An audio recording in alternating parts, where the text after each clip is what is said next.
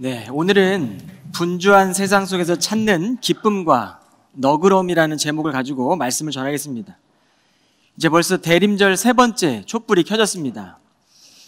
여러분, 우리의 삶도 이 하나님의 은총 안에서 예수 그리스도께서 허락하시는 이 기쁨으로 계속되기를 기도합니다.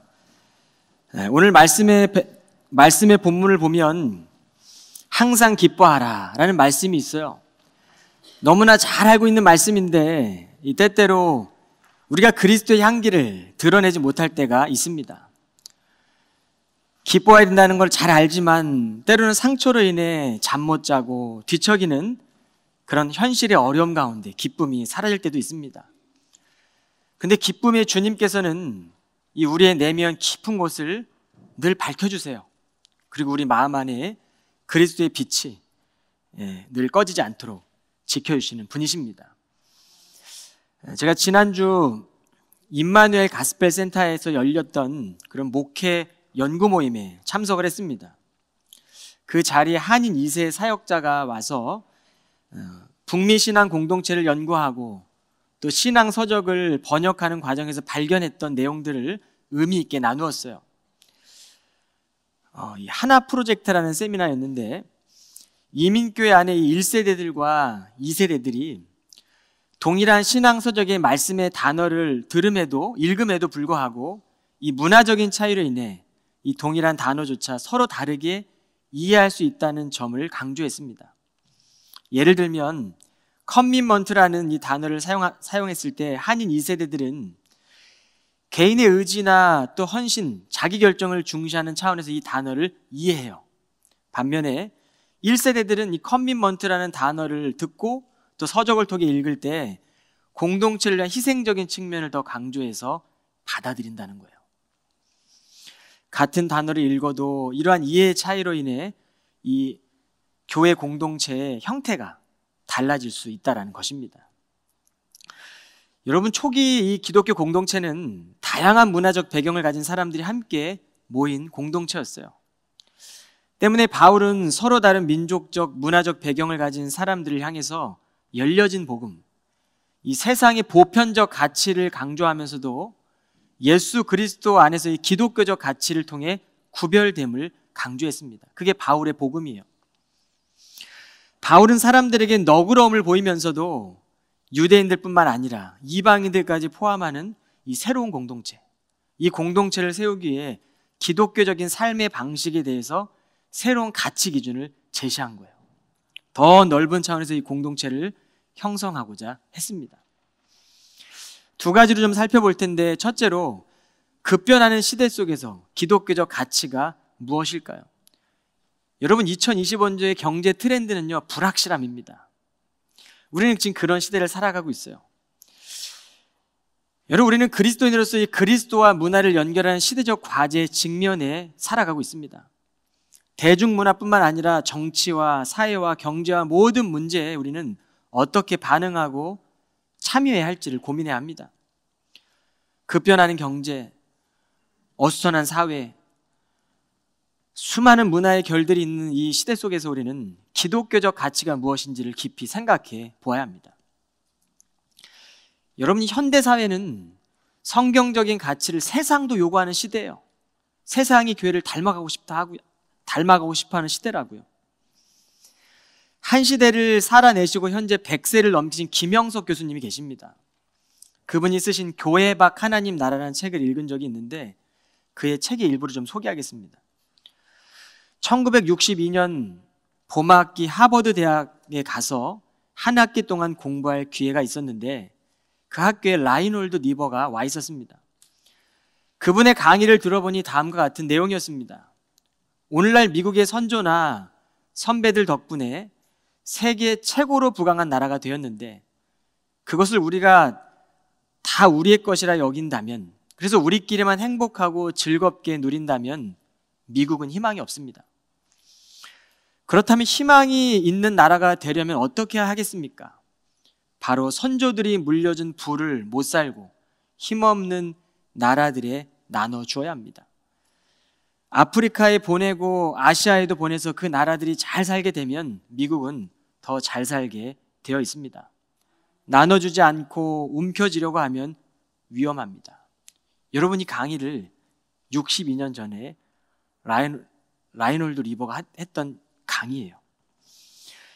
여러분이 이번 하버드 강의에서 부유함을 독점하려고 하면 위험하다. 나눔의 가치를 강조하며 학생들에게 깊은 교훈을 남겼습니다. 그로부터 반세기가 넘었어요. 현재 한국과 미국의 모습은 어떠합니까? 인간의 연약함 때문에 채워도 채워지지 않는 욕망을 향해 끝없이 달려가고 있지는 않습니까? 그리스도 안에서 누릴 수 있는 참된 기쁨이나 너그러움을 잃어버린 채 살아가고 있지는 않습니까? 자국주의 함몰되어 내 나라만 잘 살면 된다는 그런 삶의 가치를 가지고 경제를 이끌어가고 있지는 않습니까? 여러분, 그의 동생 리처드 니버는 기독교 윤리학자였어요. 형도 기독교 윤리학자고 신학자였습니다. 그런데 이 두 형제는 기독교 공동체인 신앙 공동체가 주변의 환경과 어떤 관계를 맺으며 살아가야 하는지를 탐구하며 이 동생이었던 리처드 리버는 그리스도와 문화의 유형을 구분하는 작업을 통해 후대에 탁월한 고전을 남겼습니다. 그 책이 바로 그리스도와 문화라는 책이에요. 믿음 생활에 있어 너그러움은 너무도 중요한 요소입니다. 그런데 이 참된 기쁨이 있어야지 우리는 이웃과의 너그러운 관계에서 너그러운 태도가 흘러나오지 않겠습니까? 너그러운 태도가 억지로 되는 게 아니잖아요. 그리스도께서 우리와 가까이 계신 우리가 인지하고 경험하게 될 때 그거에서부터 비롯되어 나오는 행동이 바로 너그러움 아니겠습니까? 바울은 예수 안에서의 기쁨과 너그러움에 대해서 가르칩니다. 우리의 마음을 걱정거리에 두다 보면 마음 안에 더 큰 염려를 불러일으키는 원인이 되기 때문에 오늘 바울은 주 안에서 항상 기뻐하라 라고 말씀하고 있는 것이죠. 만일 우리가 주께서 가까이 계심을 인지하지 않는다면 우리는 현실의 어려운 문제 앞에서 주님의 기쁨을 잃어버리게 될 것이고 세상에서 겪게 되는 염려거리들, 또 걱정거리들, 물질 만능주의 가치들, 또 세속적인 가치들 영향을 받을 것이고 이 복음조차 상품화되어지고 변질된 위험이 있다는 거죠. 바울은 6절과 7절에서 어떤 일이든 걱정하지 말고 기도와 간구로 하나님께 바라는 것을 감사하는 마음으로 아뢰라라고 편지합니다. 이는 우리가 살아가는 이 시대 가운데 걱정과 근심이 있다는 거예요. 근데 그 속에서도 하나님께 기도하고 감사함으로 간구하래요. 그러면 하나님의 평강이 우리의 마음을 변화시켜주고 우리의 마음을 지켜주신다는 거예요. 어떤 일이 일어나도 기도해라, 감사해라, 하나님께 간구해라. 모든 인간적인 이해를 뛰어넘는 하나님의 평강이 이 성도들의 마음과 생각을 그리스도 예수 안에서 지켜주실 것이다 라는 말씀입니다. 하나님의 임재 연습이라는 책이 있습니다. 로렌스 형제가 쓴 편지 형식의 글이에요. 그는 프랑스에서 태어났습니다. 그가 태어났던 그 당시 16세기 프랑스는 종교 개혁으로 인해 심각한 갈등을 겪고 있었어요. 국가는 당연히 엄청나게 불안했겠죠. 그의 원래 이름은 니콜라 에르망입니다. 근데 그가 어느 날 수도원에 들어가 평수사로 생활하게 됩니다. 그때부터 그를 로렌스 형제라고 불렀어요. 그는 수도원에서 주방일과 신발 수선을 하던 아주 평범한 일상 속에서 하나님의 임재를 연습합니다. 그리고 경건한 삶의 본보기로 살아갔던 거예요. 당시 수도원에서 주방일은 가장 힘든 것이었고 그럼에도 불구하고 그로 인해 수도원 주방이 하나님께 마음을 고정하기 어렵다는 편견이 깨졌어요. 그는 부엌 일이 아무리 바쁘고 어려워도 하던 일을 혼자 하게 될 때에도 그의 마음은 하나님을 향했습니다. 여러분이 그의 책은 지극히 평범한 이야기예요. 그런데 이름도 없이 평범한 일상에서 실천했던 이 하나님의 임재, 연습이라는 이 책은 많은 사람들이 울림을 줍니다. 그의 글솜씨가 뛰어내서가 아닙니다. 하나님의 사랑을 실천했던 그의 연습들이 독자들에게 하나님을 사랑할 수 있도록 인도해 주기 때문입니다. 우리는 이 보스턴이라는 도시 한복판에 살아갑니다. 하나님의 임재를 연습해야 될 것이고 이 임재는 어떤 신비적인 경험이 아니라 하나님을 경외하는 삶입니다. 바울은 당시 모든 문화가 예수 그리스도를 통해 변화될 수 있다고 믿었어요. 그리고 그는 고난 가운데 두려워하지 않고 기꺼이 그 일을 감당했습니다. 믿음을 지킨 거죠. 마틴 로이드 존스의 영적 침체라는 책에 보면 구세군 교회의 대장으로 섬겼던 존 조지 카펜터 이야기가 나와요. 이 구세군 교회의 대장은 이 군대의 대장이 아니라 로마 카톨릭의 황제 정도의 역할이 되는 그런 주의 역할을 하고 있던 그 직책을 가졌던 분입니다. 그는 자신과 아내가 그토록 아끼고 자랑스러워하던 딸, 동양의 선교사로 청춘을 바친 사랑하는 딸을 어떻게 잃었는지 그 설교문에서 기록하고 있습니다. 어느 날 딸이 장티푸스에 걸렸습니다. 부부는 당연히 기도하기 시작했습니다. 그런데 왠지 딸의 회복을 위해 기도할 수가 없었습니다. 계속 기도하면서도 주님이 원하시면 이 아이를 고치실 수 있습니다라고 기도했어요. 적극적으로 고쳐달라고 하지 못하고 원하시면 고치실 수 있습니다라고만 했습니다. 그 이상은 기도할 수도 없었습니다. 부부는 6주 동안 기도를 했고 어여쁜 딸은 마침내 숨을 거두었어요. 딸이 죽던 날 그 아침 존 카펜터는 아내에게 이렇게 말했습니다. 여보, 정말 이상하게도 내 마음이 평안하네. 아내인 자신도 그렇다고 말하면서 이건 분명히 하나님의 평강이에요 라고 고백했대요. 그것은 진실로 하나님의 평안이었습니다. 여러분, 사랑하는 딸을 잃어버린 슬픔 속에서 느껴지는 평안이 어떤 것일까? 도저히 설명할 수 없는 그 평강은 하늘로부터 내려온 하나님의 평강이 아니었을까요? 인간의 이해로는 도저히 넘을 수 없는, 우리의 이성이나 합리적인 생각으로는 도저히 납득할 수 없는 하나님의 평강이 그 부부의 마음 안에 들어왔던 거예요. 그리고 그 평안이 그 부부를 붙들고 있던 겁니다. 이게 기독교적인 가치예요. 여러분, 둘째로 기독교적인 가치를 바탕으로 세상을 살아가시길 바랍니다. 바울은 8절과 9절에서 당시 헬라 문화에서 중요시되었던 덕목들을 열거하고 있어요. 그리고 그 덕목들을 배우고 듣고 본 것을 실천하며 살아가라라고 권면합니다.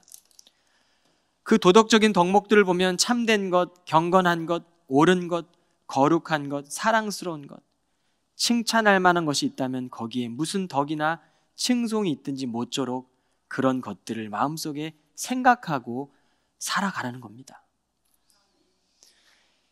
이는 그리스도인들이 단지 영적인 가치만을 추구하는데 그치지 말라는 거예요. 세상에서도 칭송받는 이 보편적인 가치를 실천하라는 겁니다. 바울은 그리스도인의 삶이 하나님을 영화롭게 하는 것을 너무나 잘 알고 그 삶을 우선시하며 고난 가운데 그 고난을 감당하면서 살아왔습니다. 그러나 하나님께 칭찬을 받고 사람들로부터 칭송을 받을 만한 가치를 염두에 두고 쓴 표현이에요. 이러한 덕목들을 삶에 녹여낸다는 것은 우리가 이 세상 한복판에서 세상 문화 속에 살아가지만 그리스도인들이 이 신앙과 삶의 간격을 줄여가는 믿음의 과정입니다. 이것은 단순한 도덕적인 실천이 아니라 신앙인들의 평생을 추구해야 될 거룩함이에요. 바울에게 예수 그리스도의 삶은 전부였습니다. 그는 자신의 권리보다 영혼을 구하는 일을 더 귀하게 여겼어요. 그는 평생을 그리스도 앞에 내가 날마다 죽노라고 고백했습니다. 바울에게는 그리스도 안에서 있었던 그 참된 만족을 누렸던 거예요. 우리가 여러분 모든 상황 가운데 만족함을 누릴 수 없습니다. 우리는 매일 항상 기뻐할 수도 없는 존재잖아요. 그럼에도 불구하고 자족할 수 있는 비결, 항상 기뻐할 수 있는 비결은 오직 예수 그리스도의 능력 안에 있습니다. 여러분, 그 능력이 우리를 다시 세워가는 겁니다. 우리를 기쁘게 하고 우리를 감사하게 하고 하나님의 평안으로 우리를 인도하시는 거예요. 바울의 이 고백을 한번 들어보십시오. 고린도 교회에 보내는 편지입니다. 믿음이 약한 사람들에게는 약한 사람들을 얻으려고 약한 사람이 되었습니다. 나는 모든 종류의 사람에게 모든 것이 다 되었습니다. 그것은 내가 어떻게 해서든지 그들 가운데 몇 사람이라도 구원하려는 것입니다. 나는 복음을 위하여 이 모든 일을 하고 있습니다. 그것은 내 복음의 복에 동참하기 위함입니다.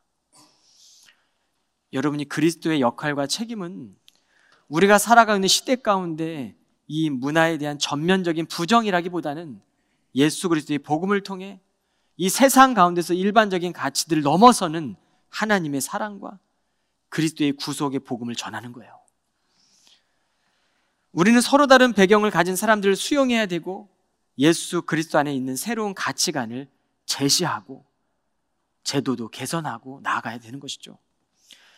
여러분, 우리는 우리를 위해 이 땅에 오셔서 죽으시고 또 부활하신 그 주님께서 지금도 여전히 자기 백성을 위해 일하신다는 사실을 믿는 사람들입니다. 그리고 주님을 다시 오실 것을 기다리는 사람들이잖아요.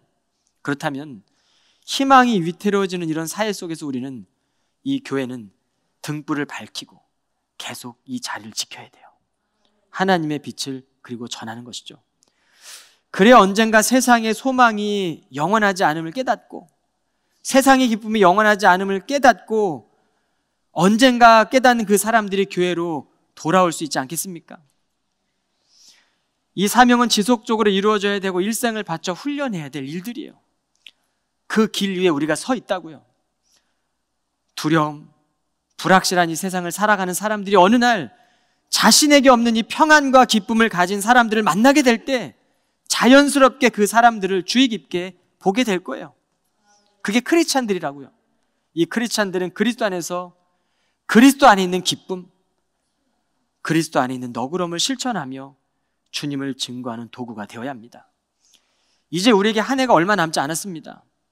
모든 인간적인 헤아림을 뛰어넘는 이 하나님의 평강이 여러분의 마음과 생각을 그리스도 예수 안에서 지켜주시기를 기도합니다. 사랑하는 교우들이 삶에 하나님의 평강이 풍성하게 임하기를 간절히 기도하며 축원합니다. 기도하겠습니다.